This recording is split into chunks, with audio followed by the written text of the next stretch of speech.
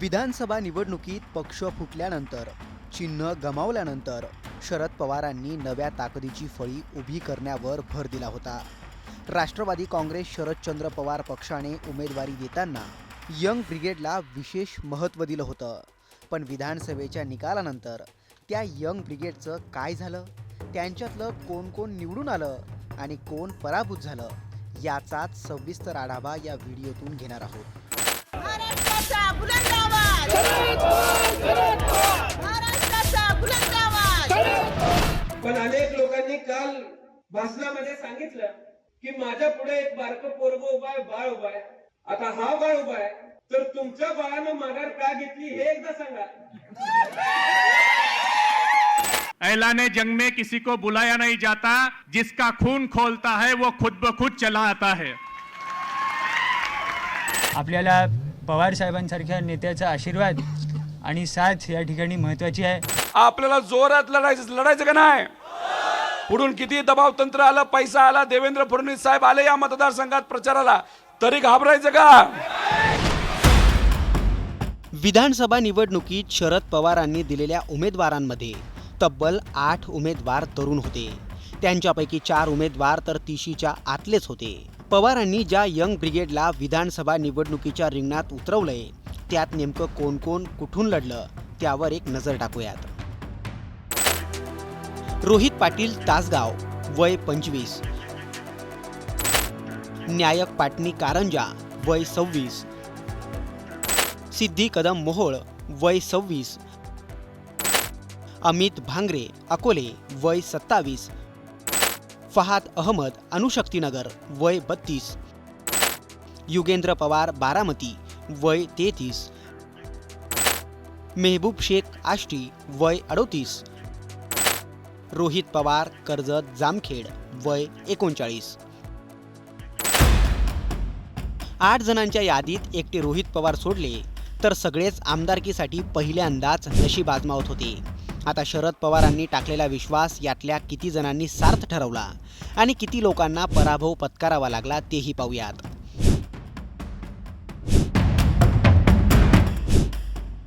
दिवंगत नेते आर पाटील यांचे चिरंजीव म्हणजेच रोहित पाटील अवघ्या 25व्या वर्षी विधानसभेच्या रिंगणात उतरले आणि त्यांनी निवडणूक जिंकून देखील दाखवली. शरद पवारांनी उभ्या केलेल्या यंग उमेदवाराला पाडण्यासाठी विरोधकांनीही तगडी फिल्डिंग लावली होती.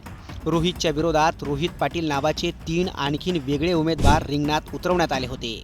नावाचा फटका बसून रोहितची मतं विभागली जाण्याचं आव्हान होतं, पण त्या आव्हानांचा रोहित पाटलांनी सामना केला आणि 25 वर्षांच्या रोहितने आपल्या वडिलांचे कट्टर राजकीय विरोधक संजय पाटील यांचा तब्बल 27,644 मतांनी दारुण पराभव केला.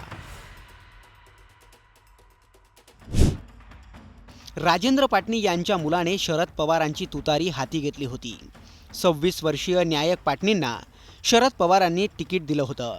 वाशिमच्या कारंजामधून ते भाजपच्या उमेदवारासमोर उभे ठाकले होते. एकेकाळी भाजपमध्ये असलेल्या नेत्याच्या मुलाला उमेदवारी देऊन शरद पवारांनी केलेली खेळी चर्चेतही आली होती.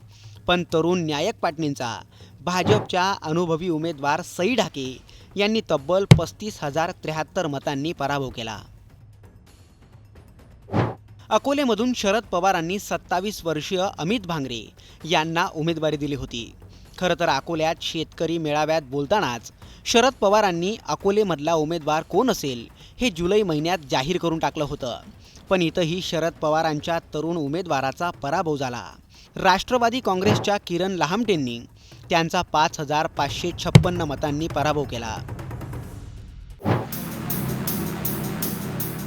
अणुशक्तीनगरमधून शरद पवारांनी स्वरा भास्करचा नवरा फहाद अहमदला उमेदवारी जाहीर केली होती. फहाद 32 वर्षांचे असून त्यांना उमेदवारी जाहीर करण्यामागचं नेमकं राजकारण काय होतं त्याचा सविस्तर व्हिडिओही तुम्ही खाली दिलेल्या लिंकवर पाहू शकतात. पण इकडेही राष्ट्रवादी काँग्रेसच्या सना मलिकांनी त्यांचा 3,378 मतांनी पराभव केला होता. पराभवानंतर फहाद अहमद यांनी EVMवर गंभीर आरोप केलेत. त्यांचे हे आरोप चर्चेतही आले होते. शरद पवारांनी बारामतीत पुतण्याच्या विरोधात पुतण्यालाच उभं केलं होतं. 33 वर्षीय युगेंद्र पवार यांच्या रूपाने अजित पवारांनी कुटुंबातल्या व्यक्तीविरोधात निवडणूक लढवली होती. ही परीक्षा जशी अजित पवारांची होती तशीच ती योगेंद्र पवारांची देखील होती. या हाय व्होल्टेज लढतीत अनुभवी अजित पवारांनी तरुण योगेंद्र पवारांचा तब्बल 1,08,99 मतांनी पराभव केला आणि बारामतीत फक्त एकच दादा आहेत हेही सिद्ध करून दाखवलं. कार्यकर्ता म्हणून सातत्यानं शरद पवारांच्या अवतीभोवती दिसणारा हा चेहराही निवडणुकीच्या रिंगणात उतरला होता. मेहबूब शेख यांना शरद पवारांनी बीडच्या आष्टीमधून उमेदवारी दिली होती. 38 वर्षीय मेहबूब शेख यांच्या उमेदवारीमुळे आष्टीत शरद पवार गटात नाराजीच्या बातम्याही चर्चेत आल्या होत्या.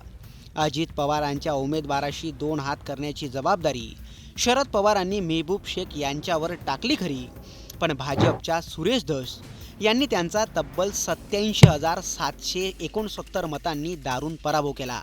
या लढतीत 38 वर्षीय मेहबूब शेख थेट 3ऱ्या क्रमांकावर फेकले गेले. यादीतलं शेवटचं नाव आहे रोहित पवारांचं. आपल्याला जोरात लढायचं का नाही? पुढून किती दबाव तंत्र आलं, पैसा आला, देवेंद्र फडणवीस साहेब आले या मतदारसंघात प्रचाराला, तरी घाबरायचं का?